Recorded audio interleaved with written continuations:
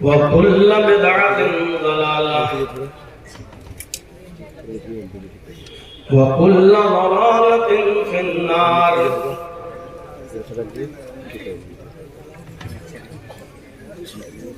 अऊज़ु बिल्लाहि मिनश शैतानिर रजीम। बिस्मिल्लाहिर रहमानिर रहीम।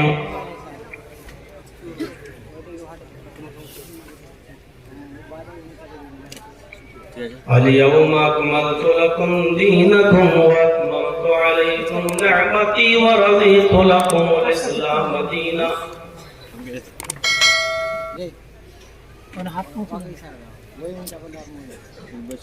रब्बि इश्रह ली सदरी व यस्सिर ली अमरी वहलुल उक़दतम मिन लिसानी यफ़क़हू क़ौली।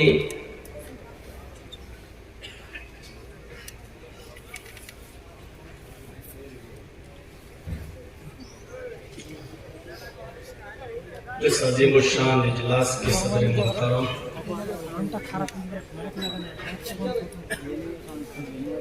स्टेज पर तशरीफ फरमा मुअज़्ज़ज़ उलमाए किराम,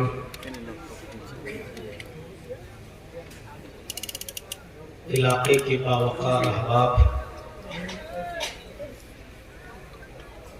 क़ुर्ब व जवार और अतराफ़ व अकनाफ़ से तशरीफ लाए हुए मुअज़्ज़ज़ सामईन हज़रात, पर्दा नशीन इस्लामी ख़वातीन माँ बहनों,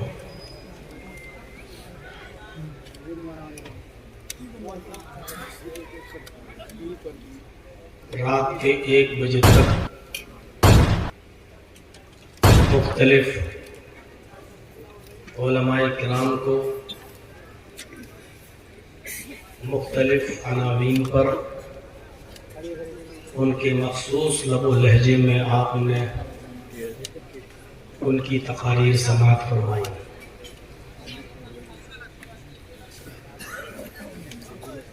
और इस वक्त अभी भी बैठकर आप सुनने के मुतमन्नी और ख्वाहिशमंद हैं। अल्लाह रब्बुल आलमीन से दुआ है कि इलाहुल आलमीन जो बातें कही जा चुकी हैं और कही जा रही हैं, कहने वालों को भी और सुनने वालों को भी उस पर अमल की पूरी पूरी तौफीक अता फरमाए।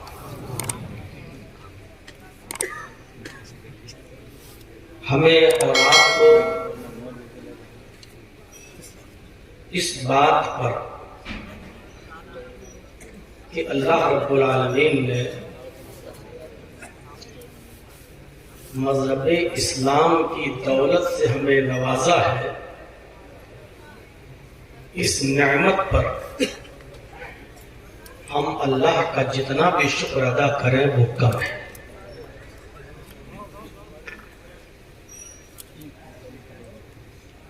इस्लाम की तालीमात और असल इस्लाम से हम अगरचे दूर हैं। जिस दिन सही इस्लाम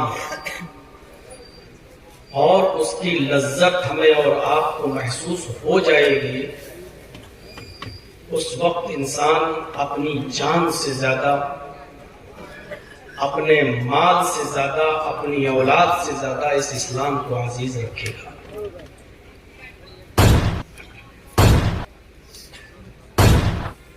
यही वो इस्लाम है जिस इस्लाम को अल्लाह तबारक व तआला ने पसंदीदा दीन कहा है। यही वो इस्लाम है जिसको अल्लाह रब्बुल आलमीन ने जनाब मोहम्मद रसूलुल्लाह सल्लल्लाहु अलैहि वसल्लम पर मुकम्मल कर दिया है। यही वो इस्लाम है जिसको अल्लाह रब्बुल आलमीन ने कबूल किया है और ये फरमाया है कि जो इसको छोड़ेगा या कोई दूसरा दीन तलाश करेगा इस्लाम को छोड़कर, तो वो उसका दीन हम कबूल नहीं करेंगे। यही वो दीन है जो जो आदम अलैहिस्सलाम से लेकर मोहम्मद रसूलुल्लाह सल्लल्लाहु अलैहि वसल्लम तक सारे पैगंबर इसी दीन की दावत देते रहे और इसी इस्लाम को पेश करते रहे। और यही वो दीन है कि यहूद और नसारा का नाम लेकर इसी दीन से उनको जोड़ने की कोशिश की गई। आइए एक एक आयत पर हम नजर डालें। अल्लाह रब्बुल आलमीन ने फरमाया इन्ना दीन इंदल्लाहिल इस्लाम, अल्लाह के नजदीक पसंदीदा दीन इस्लाम है। बहुत छोटा सा लफ्ज लगता है इस्लाम। हम उसके माना और मतलब पर गौर करें तो ये एक समंदर है जिसकी गहराई का अंदाजा आप नहीं लगा सकते। लाल और गौहर सब इसी समंदर के अंदर मिलेंगे आप। जिसने इस्लाम का मुताला किया और पढ़ा तो वो करीब आता चला गया। उसके दिल में लगी हुई जंग दूर होती चली गई। लोग आए थे इसको नफरत की नजर से पढ़ने के लिए, लेकिन जब पढ़ा तो सरोजनी नायडू क्या कहती है, नेपोलियन ने क्या कहा है,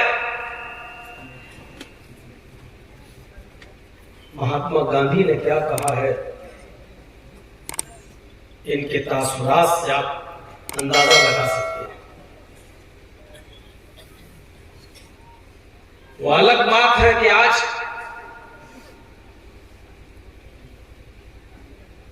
महात्मा गांधी और उनकी कुर्बानियों को भी नजरअंदाज करने की कोशिश की जा रही है।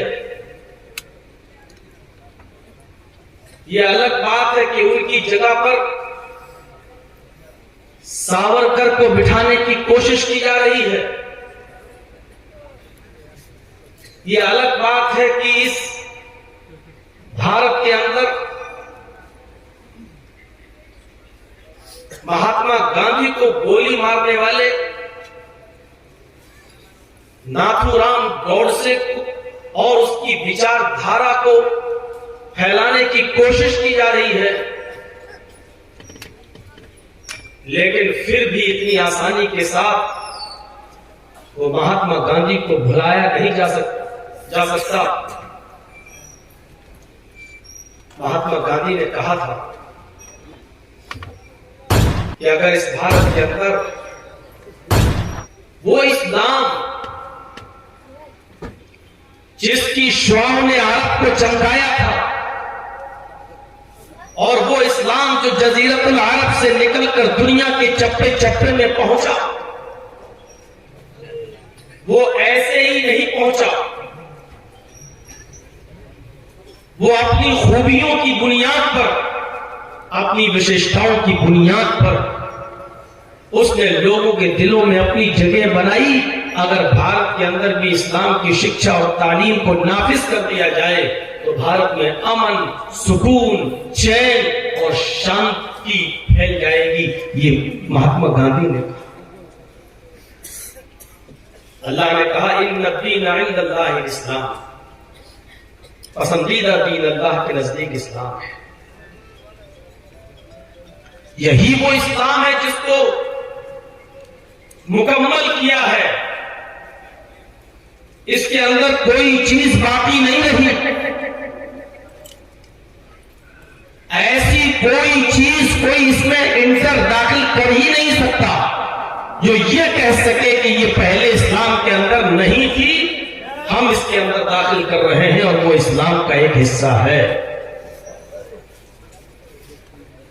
अल-यौमा अकमलतु लकुम दीनकुम व अतममतु अलैकुम निअमती वरज़ीतु लकुमुल इस्लाम दीना। ऐ मोहम्मद सल्लल्लाहु अलैहि वसल्लम, आज मैंने तुम्हारे लिए तुम्हारे दीन को मुकम्मल कर दिया। आज मैंने तुम्हारे लिए तुम्हारे दीन को मुकम्मल कर दिया। वो अतममतु अलैकुम निअमती, और अपनी नेमतों का इत्माम कर दिया, अपनी नेमतें भी कंप्लीट कर दी। वरज़ीतु लकुमुल इस्लाम दीना, और आज मैं तुम्हारे इसी दीन इस्लाम से राजी और खुश हो गया। इसके पहले जुमले पर गौर कीजिए, अल-यौम अकमलतु लकुम दीनकुम, आज मैंने तुम्हारे दीन को मुकम्मल कर दिया, कंप्लीट हो चुका इस्लाम। कोई ये कह ही नहीं सकता कि ये पहले इस्लाम में नहीं था, बाद में इसको दाखिल किया गया, अब ये इस्लाम है। इसका मतलब यह है कि नबी अकरम सल्लल्लाहु अलैहि वसल्लम ने हमें जो दीन दिया था वो मुकम्मल नहीं था, बाद में हुआ है। इस्लाम नबी के जमाने में ही मुकम्मल हो चुका था। दुनिया के और दूसरे धर्मों की स्टडी करेंगे आप, पढ़ेंगे आप, तो आपको पता चलेगा दुनिया में और जो मजहब है, जो धर्म है, वो इज्म है, मजहब नहीं है। मजहब में और इज्म में फर्क होता है।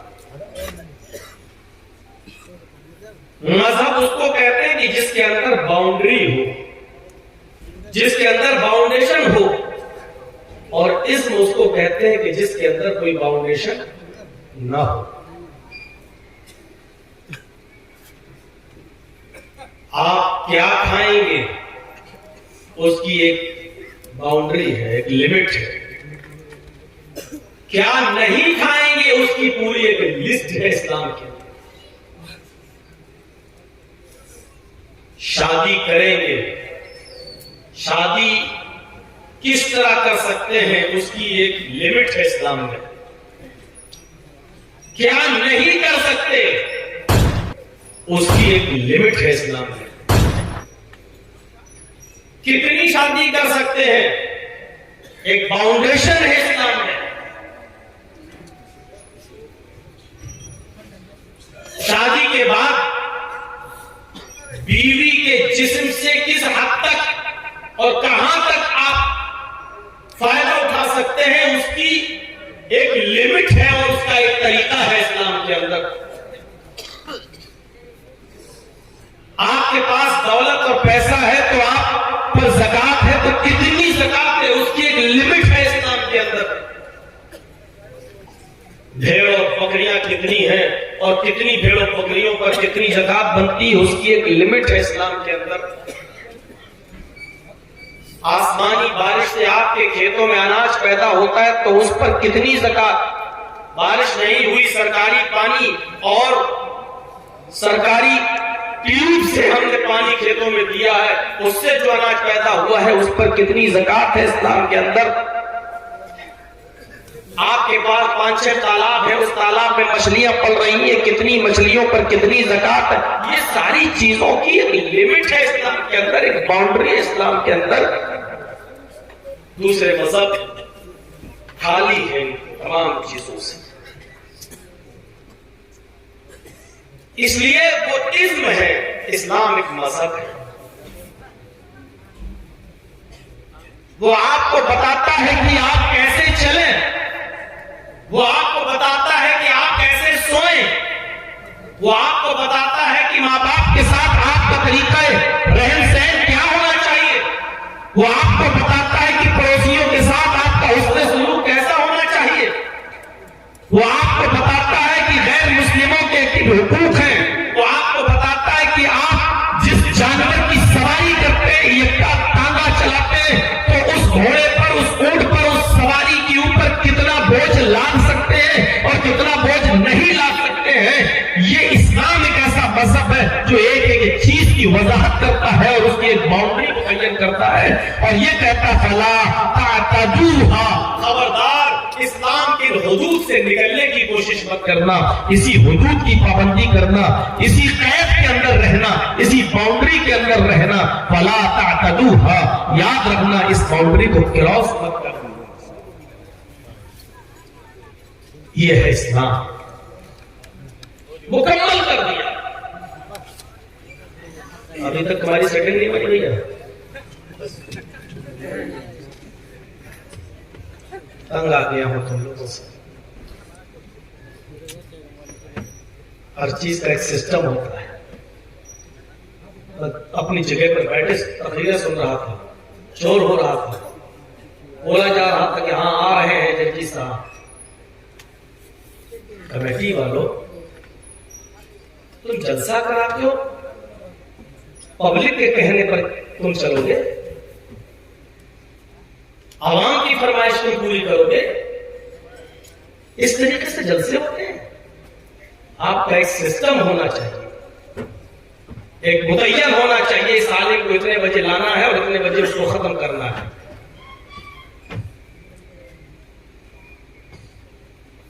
पब्लिक को अभी आप खड़ा करते हैं 10 आदमियों की 10 किस्म की मर्जी होगी, तो आप 10 की पूरी करेंगे आप? मैंने आते ही कह दिया था कि कोई चैनल, कोई यूट्यूब चैनल नहीं लगना चाहिए।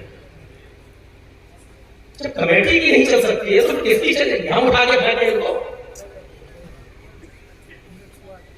ये लोग दीन की तबलीग नहीं कर रहे हैं, ये लोग अपने पेट का धंधा कर रहे हैं। आप क्यों नहीं समझते इस बात को? एक जगह तकरीर कर रहा हूं मियां बीवी के हुकूक, तो एक चैनल वाला मेरे फोटो बनाकर एडिट करके और मियां बीवी बनाता और एक को दूसरे के ऊपर लिटा देता और ये कहता कि ये मौलाना जर्जीस की तकरीर। ये चीज देखकर लोग सुनेंगे, उसके व्यूअर्स बढ़ेंगे, उसके अकाउंट में पैसा आएगा और उसके पेट की जहन्नम बढ़ेगी। एक जगह तकरीर की कि वसीम रिजवी के खिलाफ सब कुछ बदल दिया, तो अपनी मशीन कैसे बदलेगा? यूट्यूब चैनल वालों ने मशीन बना दी, मौलाना जर्जीस के साथ साथ उसकी शर्मगाह तक बना दी गई। मैंने हराम खोर तक बोला है। आते ही मैंने वहीं पर कह दिया था जहां से कोई लोग गाड़ी लेने गए, पूर्णिया मोड़ पर मैंने कह दिया था कि कोई भी यूट्यूब चैनल लगना नहीं चाहिए। आप देख रहे हैं मैंने बिहार में आना बंद कर दिया। गौर किया इस साल आपने कितने जलसे बिहार में देखे हैं?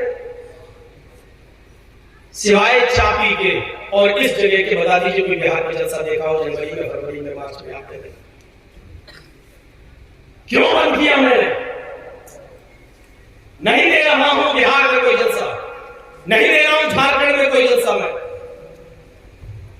आपकी चलती नहीं है यूट्यूब चैनल वालों पर, और इन लोगों के हरामी पने से, मैं फिर ये जुमला बोल रहा हूं, इन लोगों के सुअर पने से हमारी बदनामी हो रही है। ये अपनी हरकतों से बाज नहीं आ सकते हैं। एक चैनल वाले ने तकरीर हमारी सिर्फ औरत ही सुन सकती है और उसमें नंगी औरत लगा दी, पूरा पैर खुला यहां तक खुला हुआ है, यहां तक, और मेरी फोटो के साथ उसको एडिट किया गया है। ये इस्लाम है? बंद करिए, ये इस्लाम के नाम पर नौटंकी हो रही है। नीमा वालों बहुत होशियारी और गौर से सुन लो। आज तो मैं बोल रहा हूं, आइंदा अगर आपके जलसे में मेरी तकरीर हुई और यूट्यूब चैनल वाले आए तो मैं वहीं संभाल, मैं नहीं आऊंगा। साफ तौर पर मैं कहता हूं मुझे बुलाओ ही मत, नहीं जरूरत है मुझे ऐसे जलसों में आने की। 24,000, हालांकि ये कोई सही रिवायत नहीं है। हिंदू धर्म के अंदर भी अगर मुख्तलिफ किताबें पढ़े, भागवत पुराण, कल की पुराण, भविष्य पुराण, मत्स्य पुराण, शिव पुराण, अगर आप इन पुराणों का अध्ययन करें तो हमें तकरीबन लगभग 64,000 ऋषियों और मुनियों और पैगंबरों का सबूत मिलता है। इधर भी लगभग है, उधर भी लगभग है।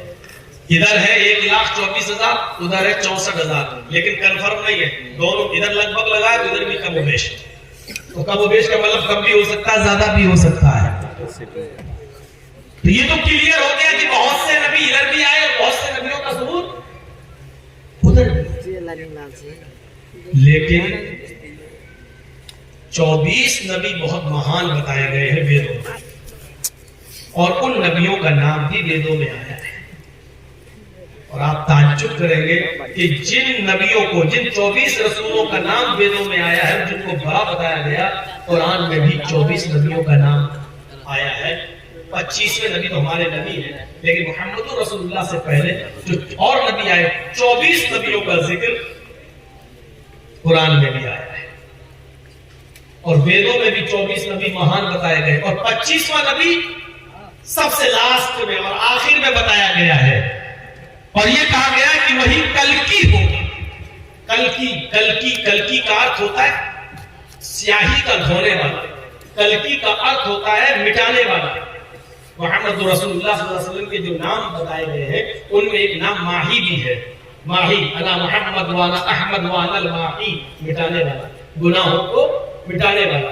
तो आप देखिए, उधर वेदों में अंतिम ऋषि को क्या कहा गया? कल्कि अवतार, गुनाहों को, पाप ताप को मिटाने वाला अवतार, जो लास्ट में सबसे आखिर में आएगा। और मोहम्मद रसूलुल्लाह सल्लल्लाहु अलैहि वसल्लम के बारे में अल्लाह के नबी खुद फरमाते हैं कि मेरे कई नाम हैं। इन्ना ली अस्माअन, अना मुहम्मदुन व अना अहमदु व अना माही, मेरा एक नाम मोहम्मद है, मेरा एक नाम अहमद है, और मेरा एक नाम माही है। यमहुल्लाहु बिल कुफ्र, अल्लाह मेरे जरिए कुफ्र को मिटाएगा, अल्लाह मेरे जरिए गुनाहों के कामों को मिटाएगा। अल्लाह के रसूल ने ऐसी ऐसी बातें बताई और ऐसे ऐसे दीनी काम बताए कि जिनको करने से गुनाह मिटते रहेंगे। मसलन वुजू बताया, हाथ धुलते हैं तो हाथ से सगीरा गुनाह धुल जाते हैं, कुल्ला करते हैं तो ज़बान से सगीरा गुनाह धुल जाते हैं, जब हम नाक में पानी डालते हैं तो सगीरा गुनाह धुल जाते हैं, जब हम चेहरा धुलते हैं तो चेहरे से सगीरा गुनाह धुल जाते हैं, हाथ धुलते हैं तो हाथ से सगीरा गुनाह धुल जाते हैं। ऐसे ऐसे अमाल अल्लाह के नबी ने बताया है जिससे गुनाह धुलते रहते हैं और मिटते रहते हैं। हमने फजर की, हमने असर की नमाज पढ़ी, ज़ोहर से असर तक जो गुनाह किए, सगीरा, कबीरा नहीं, कबीरा गुनाह तो बिना तौबा के माफ नहीं होंगे। जो सगीरा गुनाह हमने किए, जो अनजाने में हो जाते हैं हमसे, वो एक नमाज से दूसरे नमाज के दरमियान जो गुनाह होते रहते हैं, वो नमाज के जरिए मिटते रहते हैं और खत्म होते रहते हैं। ये अल्लाह के नबी सल्लल्लाहु अलैहि वसल्लम ने तरीका बताया है गुनाहों को मिटाने का। तो आपका एक नाम कल्कि था, माफी, मिटाने वाला। तो ये बताया गया है 24 रसूल महान और 25वें को अंतिम ऋषि, और जिन 24 नबियों का नाम वेदों में, वही 24 नबियों का नाम कुरान में, 25वें को आखिरी नबी बताया गया है, और 25वें नबी मुहम्मद रसूलुल्लाह सल्लल्लाहु अलैहि वसल्लम का जिक्र है, और आपको आखिरी नबी बताया गया है। अवतार कहा जाता है हिंदू धर्म के अंदर, हिंदू धर्म के अंदर रसूल या ऋषि को अवतार की मीनिंग अगर हम समझ लें तो फिर तकदीर को समझने में थोड़ी सी आसानी हो जाएगी। अवतार का माना होता है ना, हिंदू लुगत है डिक्शनरी, नालन विशाल शब्द सागर, संस्कृत इंटू हिंदी। उसमें अवतार का माना देखेंगे तो अवतार के सामने उसकी मीनिंग लिखी हुई है, ईश्वरत्व का मनुष्यत्व में परिणित होना। थोड़ा सा हार्ड है लेकिन स्पीड हमारी स्लो है, मैं आपको समझा रहा हूं। ईश्वरत्व का मनुष्यत्व में परिणित होना, ये अवतार का माना लिखा है हिंदू। अब इसकी मीनिंग क्या हुई? ईश्वर ही मनुष्य के अंदर दाखिल होता है, या ईश्वर ही मनुष्य का रूप धारण करके पृथ्वी पर अवतार लेता है, यानी अल्लाह ही इंसान की शक्ल में नबी बनकर दुनिया में, जो गलत है। समझ रहे हैं ना आप लोग? पीछे आप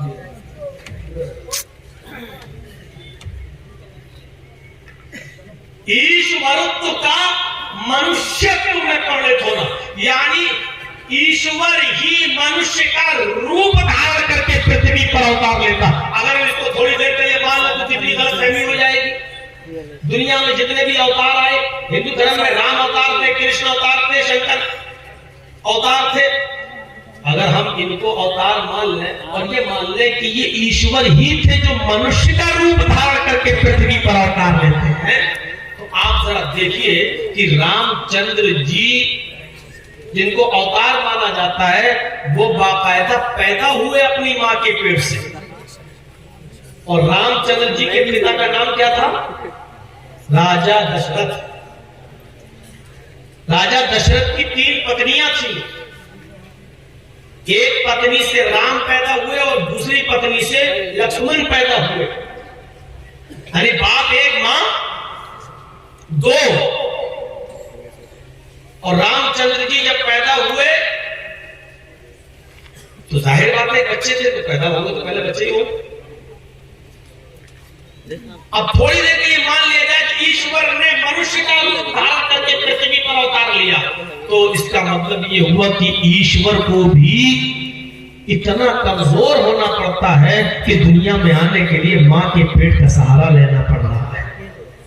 फिर वो पैदा हो रहा है और भूखा है तो रो रहा है, और मां उसको दूध पिला रही है, वो अपने हाथ से पैर उठकर दूध भी नहीं पी सकता है। यहां तक कि पेशाब और पायखाना भी साफ नहीं कर सकता है, वो भी उसकी मां कर रही है। तो नहीं देखिए, अगर मान लो कि अब ये मान लें कि ईश्वर को तथा मनुष्य तक वर्णित होना, तो इसका मतलब ये हुआ कि ईश्वर इतना कमजोर नहीं हो सकता है।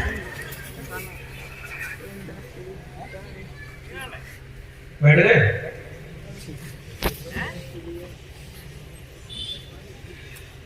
कृष्ण जी ये भी अवतार थे, लेकिन आपको मालूम है जंगल में सो रहे थे।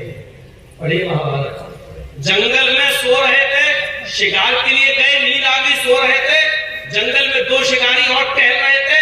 उन दोनों शिकारियों के पास तीर था, तीर में जहर लगा था। उस तीर को कमान में लगाकर उन्होंने हिरण को मारा, लेकिन तीर निशाने से चूक गया।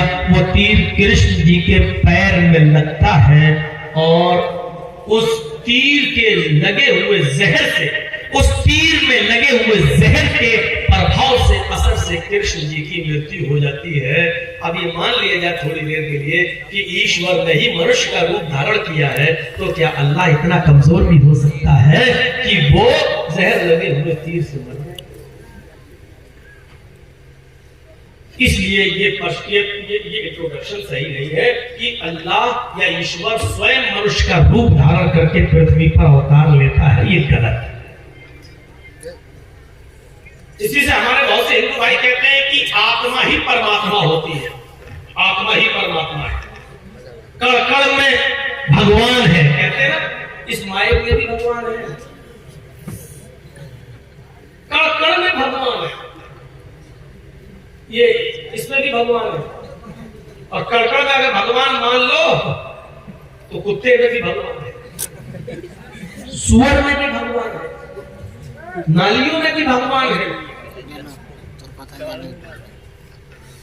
और इसीलिए वो कहते हैं कि आत्मा ही परमात्मा है। ये हम जो बोल रहे हैं, ये आवाज कहां से आ रही है? यही परमात्मा है, यही ईश्वरीय शक्ति है।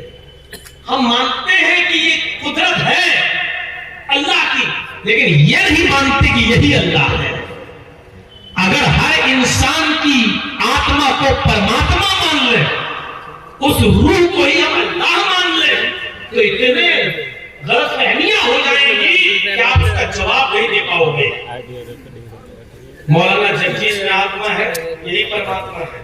आपके अंदर जो आत्मा है वही परमात्मा है, यानी आपके अंदर जो आत्मा है वही अल्लाह है, और मेरे अंदर जो आत्मा है वही अल्लाह है। तो इसका मतलब यह है कि एक अल्लाह सुना रहा है और दूसरा अल्लाह सुन रहा है। एक अल्लाह कुर्सी पर बैठा है और दूसरा जमीन पर बैठा है। अभी लड़ाई हो जाए, तेरी माता तेरी बहन का मार है गुस्सा एक दूसरे को। जो मार रहा है उसमें भी आत्मा है, जो पिट रहा है उसमें भी आत्मा है, और आत्मा ही परमात्मा है। तो इसका मतलब ये हुआ कि एक अल्लाह मार रहा है और दूसरा अल्लाह पिट रहा है। एक तो हमने गोली मार दी, मारने वाला भी अल्लाह है, मरने वाला भी अल्लाह, यानी एक अल्लाह दूसरे अल्लाह को मार रहा है। कितनी गड़बड़ी पैदा हो जाएगी अगर हम इस आत्मा को परमात्मा